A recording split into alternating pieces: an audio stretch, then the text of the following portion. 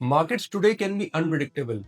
Equity markets may perform over the long term, but they do come with short term ups and downs. At the same time, asset classes like debt and gold often perform differently across market phases. Therefore, relying on one single asset may not always work. A mix of asset classes helps balance between risk and reward, especially during volatile times. This is exactly where an actively managed multi asset strategy like the ISIP Active Asset Allocator Long Short Fund from ICICI Prudential Asset Management Company comes into play. Specialized investment funds or SIFs introduced by Securities and Exchange Board of India aim to bridge the gap between a traditional mutual fund and PMS and AIF products. They offer greater portfolio flexibility, including the use of advanced strategies like derivatives, while operating within a regulatory framework. With a relatively lower entry point versus PMS and AIF strategies, SIFs are designed for investors seeking more sophisticated investment approaches. The ISIF Active Asset Allocator Long Short Fund is built to handle changing market conditions.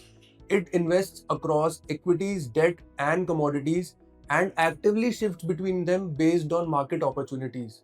The fund also uses long short strategies, which means it can aim to benefit in both rising as well as falling markets.